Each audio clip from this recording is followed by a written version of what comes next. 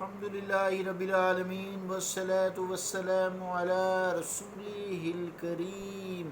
أما بعد فأعوذ بالله من الشيطان الرجيم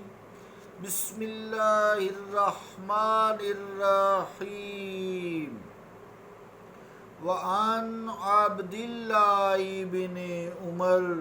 أن رسول الله صلى الله عليه وسلم قال إن الله يبغض البليغ من الرجال الذي يتخلل بلسانه كما يتخلل الباقرة بلسانها رواہ الترمذی و ابو داود وقال الترمذی هذا حدیث غریب صدق اللہ و صدق رسولہ الکریم۔ عزیزان گرامی قدر السلام علیکم ورحمۃ اللہ وبرکاتہ۔ حدیث پاک کا ترجمہ سماعت کیجیے۔ روایت ہے حضرت عبداللہ ابن عمر رضی اللہ تعالی عنہ سے کہ رسول اللہ صلی اللہ علیہ وسلم نے فرمایا کہ اللہ تعالی لوگوں میں سے اس بلیغ آدمی کو ناپسند کرتا ہے جو اپنی زبان کو پھیرتا ہے جیسے گائے اپنی زبان کو پھیرا دیتی ہے۔ ترمذی ابو داود، اور ترمذی نے فرمایا کہ یہ حدیث غریب ہے۔ عزیزان گرامی قدر، یہاں جو بلیغ کا لفظ ہے یہ یا تو بلاغت سے ہے یا مبالغہ سے ہے۔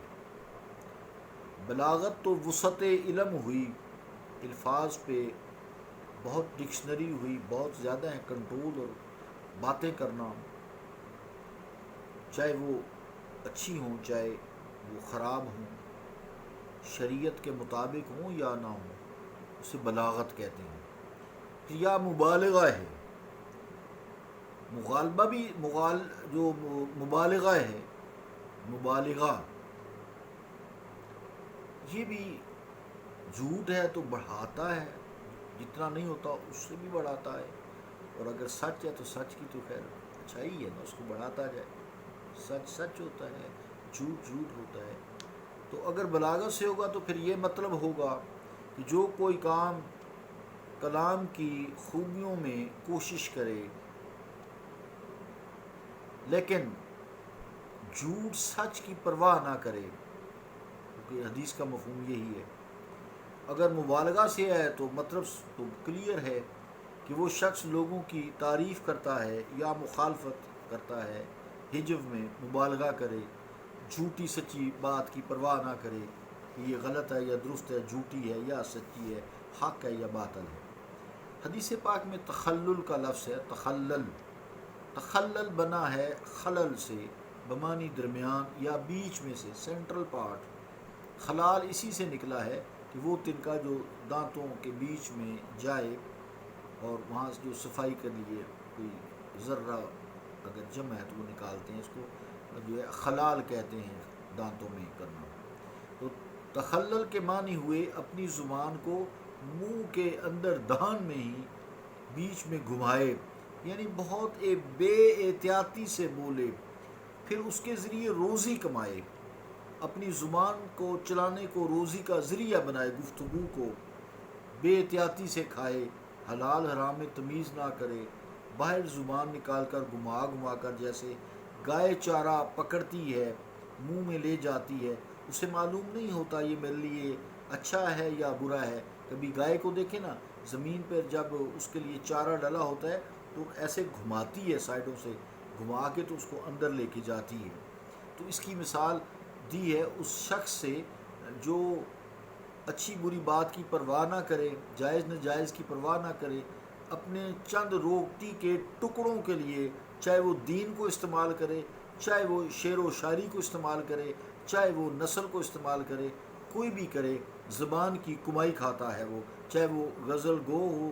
اور اس کا کمانے کا ذریعہ نہ ہو، چاہے وہ گانا گائے، جو بھی کرے، یعنی کمائی کا ذریعہ اس کی زبان کی چاشنی ہے، جو حق اور باطل کو، جھوٹ فریب کو جو ہے وضاحت نہیں کرتی، اس کی پرواہ نہیں کرتی، اچھی بری چیزوں میں فرق نہیں کرتی۔ تو جو بکر ہے، یہ باکر یا باکرا سب کے معنی آتا ہے، یعنی بیل گائے۔ بکر کے معنی ہوتے ہیں چیرنا، چونکہ گائے بیل کے ذریعے زمین پر جب ہل چلایا جاتا تھا پرانے زمانوں میں، اب بھی ہے کہ وہ ہل جو ہے زمین کو چیرتا ہے، اس لیے اس کو بکر بولتے ہیں۔ تو گویا جو ایسا بندہ ہے جو زبان کے الفاظ کو ادا کرنا جانتا ہے، لوگوں کو اٹریکٹ کرتا ہے باتوں سے، وہ علم کو چیر کر اس نے جیسے قبضہ کر لیا ہے۔ اس لیے حق والے ایک امام پاک، امام باقر علیہ السلام کا نام امام باقر ہے، کیونکہ وہ جب شرعی مسئلہ پوچھتے ہیں، یہ اچھی بات ہے، یہ جب شرعی مسئلہ ان سے کوئی پوچھا جاتا تھا، وہ مسئلہ اس طرح بیان کرتے تھے جیسے بال کی کھال اتار دی ہے، صحیح بات کا جواب اس طرح دیتے تھے، کلیئر کر دیتے تھے، کھوٹا کھرا الگ الگ کر دیتے تھے، اس لیے ان کا نام امام باقر پاک ہے علیہ السلام۔ اس حدیث کی زد میں سارے واعظین داخل ہیں، سارے خطیب داخل ہیں، سارے مولوی داخل ہیں، سارے نعت خوان داخل ہیں، ساری جماعتوں کے مبلغ شامل ہیں جو محض پیشہ ور ہیں، سوائے ان کے یہ زبان سے گفتگو کے، چاہے وہ دینی کرتے ہیں، جیسے بھی کرتے ہیں، غلط ملت پارٹی بازی کرتے ہیں، اس کے بعد لوگوں کو فرقہ واریت کے پنجروں میں بند کرتے ہیں، وہ سارے شامل ہیں۔ کیوں؟ ان کے پیچھے مقصد صرف روزی کمانے کا ہوتا ہے، اسی لیے وہ تقریریں کرتے ہیں، خطاب کرتے ہیں، لوگوں کو خوش کرتے ہیں، ان سے پیسے بٹورتے ہیں، پیسے کے علاوہ ان کی کوئی غرض نہیں ہوتی۔ تو یہاں مرقات نے بروایت حاکم حضرت ابو ہریرہ سے مرفوعاً بھی حدیث نقل فرمائی ہے کہ اللہ تعالی دنیا کے عالم آخرت کے جاہل کو، یعنی دنیا کے عالم کو، آخرت کے جاہل کو ناپسند فرماتا ہے۔ واعظ جو تبلیغ دین کے لیے کرتے ہیں، چاہیے یہ کہ وہ روزی کا ذریعہ اور بنائیں اور دین کی تبلیغ فی سبیل اللہ کریں، کیونکہ کسی نبی نے دین سے روزی نہیں کمائی، کسی اہل بیت نے دین سے روزی نہیں کمائی، کسی صحابی نے دین سے روزی نہیں کمائی۔ اگر کسی خلیفہ نے تو وظائف مقرر کی ہیں تو وہ صرف اس لیے علاقہ بہت فتح ہو گیا تھا تاکہ یہ ہمہ گوش ہو کر صحیح قوت کے ساتھ ان کی ضروریات زندگی کے لیے، ان کی کوئی خواہش نہیں تھی۔ تو بہرحال بات لمبی ہو گئی کافی، تو آگے حدیثیں آئیں گی اور بھی وضاحت ہوگی۔ اللہ تعالی ہمیں دین کو ذریعہ معاش بنانے کی توفیق ہی نہ دے۔ صلی اللہ تعالی علی رسول خیر خلقہ محمد وعلی آلہ وصحبہ اجمعین برحمتک یا ارحم الراحمین۔